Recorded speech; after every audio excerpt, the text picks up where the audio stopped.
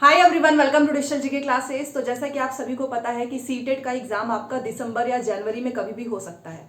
आप में से बहुत सारे ऐसे कैंडिडेट्स हैं जो कि फर्स्ट टाइम सीटेट का पेपर देंगे, और कुछ लोग ऐसे भी होंगे जिनका 1 या 2 नंबर से कभी कभी, जैसे कि पिछली बार आपने देखा होगा कि बहुत सारे ऐसे कैंडिडेट्स हैं जो 1 नंबर से या फिर 2 नंबर से रह गए थे। और कुछ लोगों को ये भी नहीं पता है कि सीटेट क्या, जस्ट आपने एडमिशन लिया है, आप दे सकते हो, इसकी वैलिडिटी क्या है, एग्जाम पैटर्न क्या होगा, सिलेबस, पेपर किस तरीके से पूछा जाएगा, क्या इस बार कुछ नया चेंज आपको देखने को मिलेगा, पेपर 1 पेपर 2 आप में से कौन दे सकता है, आपने बीएड किया है, आपने डीएड किया है। बेसिकली एक समझ लीजिए कि एक छोटी सी वीडियो में आपको पूरी जानकारी मिल जाएगी। इसके अलावा आपको कोई दूसरी वीडियो देखने की जरूरत नहीं पड़ेगी। पॉइंट वाइज हम बात करेंगे। साथ में अगर आप चैनल पे पहली बार आए हैं तो प्लीज चैनल को सब्सक्राइब करके वीडियो को जरूर लाइक करें, सो दैट आपको अपडेट मिले। अगर आप पेपर 1 पेपर 2 से कोई नोट्स चाहते हैं तो आप हमारे टेलीग्राम चैनल पे जाइए, फाइल वाले सेक्शन में सबसे नीचे चले जाना, वहां पर आपको सीडीपी, एसएसटी, ईवीएस के नोट्स मिल जाएंगे फ्री में, तो आप उसको डाउनलोड करके पढ़ भी सकते हो। और टेलीग्राम का लिंक आपको कमेंट सेक्शन में मिल जाएगा। देखिए, आपको सीटेट से रिलेटेड बहुत सारी वीडियोस मिल जाएंगी यूट्यूब पे, बट फिर भी मैं आपको यहाँ पर कुछ चीज़ें ऐसी बताऊंगी जिससे आपको खुद लगेगा कि सीटेट के एग्जाम को पास करना बहुत आसान है। तो बहुत जगह तो हुआ भी बना होता है कि पेपर में बच्चे इतने फेल हो जा रहे हैं। उसका रीज़न मैं आपको लास्ट में बताऊंगी कि क्यों कुछ लोग जो है पहले अटेम्प्ट में पास कर लेते हैं थोड़ा सा पढ़ के, और कुछ लोग इतना पढ़ते हैं फिर भी पास नहीं कर पाते हैं। क्योंकि बेसिकली क्या होता है ना कि अगर आपने खुद भी सीटेट का पेपर क्लियर किया होगा तो आप वो हर एक चीज़ फॉलो किए होंगे जो कि आपके एग्जाम को पास करने के लिए ज़रूरी है, तो आपको ज़्यादा अच्छे से बता सकते हैं। देखिए, सबसे पहले तो सीटेट के दिसंबर से रिलेटेड आपके मन में हमेशा ये क्वेश्चन आता है कि इसका फॉर्म नहीं आया है। तो फॉर्म आ जाएगा, उसके बारे में आप ज़्यादा परेशान ना हो, क्योंकि अब ये 2 बार होने लगा है। और दिसंबर से जनवरी के बीच में, क्योंकि जितना नोटिफिकेशन में डिले होगा ना उतना आपका एग्जाम की डेट आगे बढ़ जाती है सीटेट में। तो अभी तक इन्होंने नोटिफिकेशन नहीं दिया है। अगर ये नवंबर में फॉर्म 1 महीना भरवाएंगे तो दिसंबर लास्ट तक भी पेपर जा सकता है। सबसे पहले एग्जाम पैटर्न क्या होगा, सिलेबस, पेपर क्या होगा, ऑफलाइन होगा, ऑनलाइन होगा। तो यस, आपका पेपर ऑफलाइन होगा। ऑफलाइन का मतलब कि जितने भी इंडिया के अलग अलग स्टेट के जितने भी कैंडिडेट्स हैं उन सभी का पेपर एक दिन खत्म हो जाएगा। तो नॉर्मलाइजेशन या फिर किसका पेपर इजी आया, किसका टफ आया, इससे भी रिलेटेड आपको कोई भी दिक्कत नहीं होगी। तो पेपर आपका ऑफलाइन होना है, याद रखिएगा, ऑनलाइन नहीं। ऑफलाइन वही जो आप गोले भरते हो ना, ओएमआर सीट। बात कर लेते हैं क्या इसमें फ्रेश कैंडिडेट अप्लाई कर सकते हैं या फिर पूरी डिग्री कंप्लीट होनी चाहिए। तो ऐसा कुछ नहीं है। आपका अभी एडमिशन हुआ है, आप बस एक दिन गए हो अपने कॉलेज में, आप पेपर 1 पेपर 2 दोनों जो है अप्लाई कर सकते हैं। साथ में अगर आप पास कर लेते हैं इस बार तो ये आपका लाइफ टाइम वैलिड हो जाएगा। मतलब कि जैसे ही आपका मान लीजिए डिग्री कंप्लीट हो गई, तुरंत कोई वैकेंसी आ गई, तो आपको इस चीज़ का टेंशन नहीं रहेगा कि आपको सीटेट पास करना है। इसलिए जितने भी फ्रेश कैंडिडेट्स इस वीडियो को देख रहे हैं, याद रखिएगा, आप भी फॉर्म भर सकते हैं और जरूर भरना। बाकी 150 नंबर का पेपर होता है और नेगेटिव मार्किंग इसमें है नहीं। तो जो क्वेश्चन आते हैं वो भी करिए, जो नहीं आता है आप उसमें तुक्का भी लगा सकते हो। पासिंग कितना है, तो अगर आप 90 नंबर लेकर आ जाते हैं ना तो आप कोई भी फॉर्म भर सकते हो, और कोई भी फॉर्म कहीं का भी भर सकते हो। जैसे कि मान लीजिए 150 में किसी के 130 आ जाते हैं, तो क्या वो नंबर जोड़े जाते हैं? नहीं। सीटेट जो है क्वालिफाइंग नेचर का एग्जाम है कि आपको मान लीजिए अगर आपके 90 नंबर हैं तो आप दूसरे एग्जाम्स के लिए अपीयर हो सकते हो। और जनरल को तो जो है 90, और ओबीसी एससी एसटी को 82 नंबर। बट फिर भी मैं बोलना चाहूँगी कि आप 90 नंबर अगर आपको लाते हैं तो ज़्यादा सेफ रहेगा। बाकी आप अपना टारगेट हमेशा ज़्यादा रखिएगा, ठीक है। अब 90 मान के चलोगे तो फिर आपके 80 नंबर आएंगे, 130 मान के चलोगे तो आपके 120 भी आ सकते हैं, ठीक है। और 2.5 घंटे का आपको समय मिलता है, एक ही दिन दोनों पेपर हो जाता है। मॉर्निंग की शिफ्ट में आपका पेपर 1 होगा और इवनिंग की शिफ्ट में आपका पेपर 2 होगा। पेपर 1 आपका प्राथमिक के लिए है, 1 to 5 के लिए है। मान लीजिए आपका सीटेट का पेपर 1 क्लियर हो जाता है तो कहीं भी कोई भी पीआरटी की वैकेंसीज आएगी उसके लिए आप अपीयर कर सकते हो। पेपर 2 आपका जूनियर के लिए है, जैसे कि अभी बिहार में 6 to 8 की वैकेंसीज आई है तो वहां पर आप अप्लाई कर सकते हो, अपने खुद के राज्य में भी, अलग अलग जगह भी, ठीक है। तो इस तरीके से दोनों जरूरी है। 2.5 घंटे का समय है और स्ट्रैटेजी पे हम बात करेंगे। कौन भर सकता है? बीटीसी वाले क्या दोनों जो है फॉर्म भर सकते हैं? यस। अगर आपका पेपर 1 क्लियर होगा तो आप 1 to 5 में अपीयर होगे, जो डीलेड वाले हैं। और अगर आपका डीलेड के साथ ग्रेजुएशन भी है और आप सीटेट पेपर 2 भी पास कर लेते हैं तो फिर आप 6 to 8 में भी जाएंगे, ठीक है। और बीएड वाले पेपर 2 ही भरिएगा, क्योंकि अभी आप जानते हो पेपर 1 का रिजल्ट रोक दिया गया है, नहीं आ रहा है। तो इस तरीके से बीएड वालों के लिए तो सीटेट पेपर 2 बहुत इंपॉर्टेंट है, क्योंकि DSSB की वैकेंसीज हो गई, टीजीटी की वैकेंसीज हो गई, तो वहां पर आपको इसकी जरूरत पड़ेगी, ठीक है। इतना समझ में आ गया। अभी किस तरीके से पेपर होगा, जैसे कि मैंने आपको बताया कि जब सीटेट का पेपर होगा तो दोनों पेपर एक ही दिन हो जाएगा, मॉर्निंग की शिफ्ट में और इवनिंग की शिफ्ट में। तो आपको काफी मेहनत करनी पड़ेगी अभी से। सबसे पहले मैं आपको पेपर 1 का एग्जाम पैटर्न बताऊंगी, उसके बाद पेपर 2। पेपर 1 में आपके कितने सब्जेक्ट हैं? 1 2 3 4 5, दोनों में 5 सब्जेक्ट हैं और सब इक्वल मार्क्स के हैं। जैसा कि सीडीपी आपके 30 नंबर के पूछे जाएंगे और सभी में आपको पेडागोजी साथ में कंटेंट जो है देखने को मिलेगा। इसमें एक्चुअली क्या है ना कि सीटेट आपका नॉलेज बेस नहीं है, आपका अंडरस्टैंडिंग बेस है कि आपका कॉन्सेप्ट कितना क्लियर है, आपको पेडागोजी की समझ कितनी है।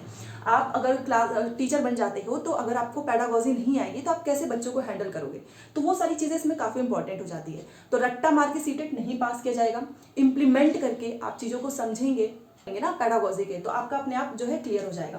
तो सीडीपी भी आपका 30, मैथ भी आपका 30, ईवीएस ये भी 30 नंबर का, लैंग्वेज 1 लैंग्वेज 2 भी आपके 30 नंबर के। अब लैंग्वेज 1 लैंग्वेज 2 आपको जो भी लैंग्वेज आता है ना, आप इसमें से कुछ भी ले सकते हो। लाइक अगर मैं अपना बताऊं तो मैंने लैंग्वेज 1 हिंदी रखा था, लैंग्वेज 2 इंग्लिश रखा था। तो जो लैंग्वेज आपको सबसे अच्छा आता है, जैसे आपको हिंदी आपकी काफ़ी स्ट्रांग होगी तो आप उसको लैंग्वेज 1 में रखना, ठीक है। और लैंग्वेज 2 में आप अपना कोई भी सब्जेक्ट रख सकते हो। और अगर आपको लगता है कि नहीं आपको लैंग्वेज 1 में इंग्लिश रखनी है और लैंग्वेज 2 में आपको संस्कृत रखना है, हिंदी रखना है, गुजराती रखना है, तो यहाँ पे बहुत सारे आपको लैंग्वेज मिल जाते हैं, आप अपने हिसाब से कोई भी लैंग्वेज ले सकते हो। तो ये सब मिलके 150 नंबर का हो गया। अब इन सभी में आपको 1 to 5 की एनसीईआरटी ही पढ़नी है, क्योंकि सीटेट का जो पेपर है वो एनसीईआरटी बेस्ड है, तो आप एनसीईआरटी से बाहर मत जाना। अगर आपके पास एनसीईआरटी की बुक है वेल एंड गुड, आप उससे नोट्स बनाइए, उसको रिवाइज कीजिए 1 to 5 के लिए। बात कर लेते हैं पेपर 2 का। इसमें भी सेम सीडीपी। देखिए अगर आपने पेपर 2 की तैयारी कर लेना तो आपका पेपर 1 भी आराम से क्लियर हो जाएगा। चेंजेस नहीं है, जो सीडीपी यहाँ पे है वही सीडीपी यहाँ भी पूछी जाएगी, बस लेवल का अंतर होता है, ठीक है। तो ये भी आपका 30 नंबर का। उसके बाद से आपका ग्रेजुएशन में क्या सब्जेक्ट रहा है, आपने आर्ट्स से ग्रेजुएशन किया है, आपने साइंस से किया है, तो डिपेंड करेगा। मान लीजिए आप आर्ट्स के स्टूडेंट हैं तो आपको फिर एसएसटी 60 नंबर की पूछी जाएगी। मान लो आपने मैथ से किया है, बायोलॉजी से किया है, फिजिक्स से किया है, केमिस्ट्री से किया है, तो आपको मैथ साइंस इकट्ठे जो है 60 नंबर के पूछे जाएंगे। तो ये 60 नंबर, ये 60 नंबर, इन दोनों में से एक सब्जेक्ट यहाँ पे आपको चूज करने को मिलेगा कि आपको मैथ साइंस रखना है कि एसएसटी रखना है, ओके। साथ में इसमें 40 + 20 का क्या मतलब है, 40 नंबर पूरा कंटेंट पूछा जाएगा, हिस्ट्री, ज्योग्राफी, पॉलिटी, पूरा कंटेंट पूछा जाएगा जो कि एनसीईआरटी से पूछी जाती है। और 20 नंबर में आपका पेडागोजी, कि आप एसएसटी कैसे पढ़ाओगे, आप मैथ्स कैसे पढ़ाओगे, साइंस कैसे पढ़ाओगे। तो कुल मिलाकर इसमें वेरिएशन होता है, कुछ क्वेश्चंस आपके कंटेंट बेस्ड होंगे और कुछ पेडागोजी बेस्ड। तो आप समझ गए होंगे, कोई भी एक पढ़ना है, दोनों नहीं, ये मत सोचना कि आपको दोनों पढ़ना है, ना, ग्रेजुएशन बेस्ड है। उसके बाद आपका सेम वही लैंग्वेज 1 लैंग्वेज 2 30 नंबर का, जो ये लैंग्वेज आप इसमें रखिएगा वही सेम रखिएगा लैंग्वेज, जो लोग दोनों भरेंगे। तो लैंग्वेज 1 भी आप हिंदी इंग्लिश ले सकते हो, संस्कृत मराठी ले सकते हो, गुजराती ले सकते हो, बंगाली, कन्नड़, बहुत सारे ऑप्शंस मिल जाएंगे। तो ये भी आपका 150, ये भी 150। इसमें भी आपको 90 नंबर लेकर आएंगे, चाहे आप जनरल से जो बिलोंग करते हैं इसमें भी 90, तो ही आप पास माने जाओगे। एक नंबर भी कम आप फेल हो जाओगे। और ओबीसी एससी एसटी को 82 नंबर। अब क्या चेंज होगा इसमें, देखिए अभी तक जो भी मैंने सीटेट के पेपर को एनालाइज किया है तो मैंने बस एक चेंज उसमें देखा है। सिलेबस वही रहता है, एग्जाम पैटर्न भी वही रहता है, सब कुछ वही रहता है, बट ये लोग हर बार क्वेश्चंस के लेवल में चेंज कर देते हैं। तो बेसिकली जो क्वेश्चंस जो ये लोग डालते हैं ना वो क्रिटिकल बेस्ड होता है, आप कितना ब्रेन स्टॉर्मिंग कर रहे हो, कितना उस क्वेश्चंस को डीपली आप समझते हो, आपको पेडागोजी की समझ कितनी है। क्योंकि इस बार जो एक चेंज देखने को मिला कंपेयर टू ऑनलाइन एग्जाम के कंपेयर में इस बार का ऑफलाइन पेपर काफ़ी टफ था। वो टफ क्यों था, क्योंकि एक एक क्वेश्चंस इन्होंने बहुत ही अच्छे से डिज़ाइन किया था। मतलब कि जो लोग ऊपर से पढ़ते हैं ना, केवल 10 दिन पढ़ लिया है, 1 महीना, ऐसे लोगों को बहुत दिक्कत आई। इसमें क्यों इसमें कुछ लोग फेल हो गए, कुछ लोग पास हो गए, उसका एक रीज़न है एनसीईआरटी से वो लोग बाहर चले गए थे। एक तो सबसे पहले अगर आप 1 to 5 की तैयारी कर रहे हो, चाहे 6 to 8 की, आपको एनसीईआरटी को फॉलो करना है। 1 to 5 के लिए भी, 6 to 8 के लिए एनसीईआरटी से बाहर नहीं जाना है। एक एक लाइन जो है ना एनसीईआरटी से उठा के पूछी गई है।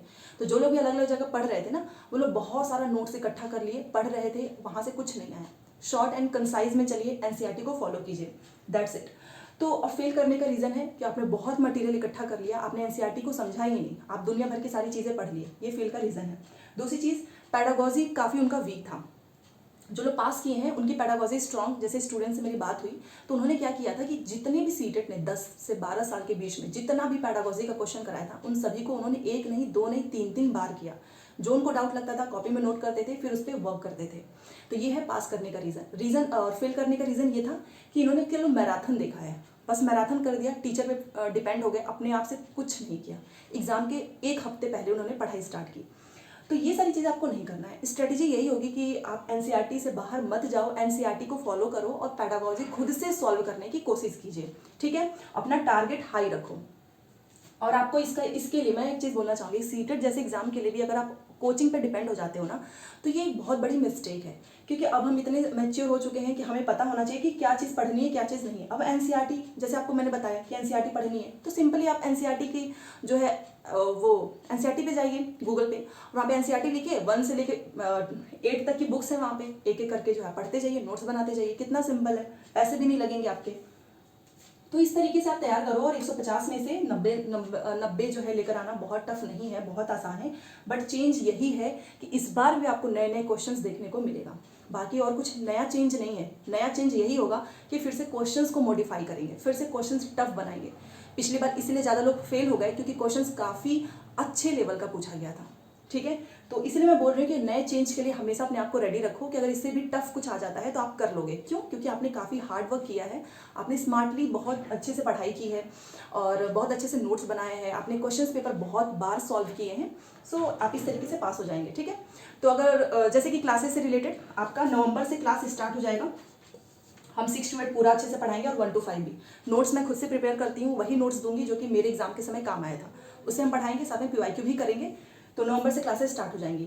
आई होप आपको सब कुछ समझ में आया होगा। फिर भी कोई भी डाउट हो प्लीज़ बताइएगा। मिलते हैं नेक्स्ट क्लास में। Thanks for watching.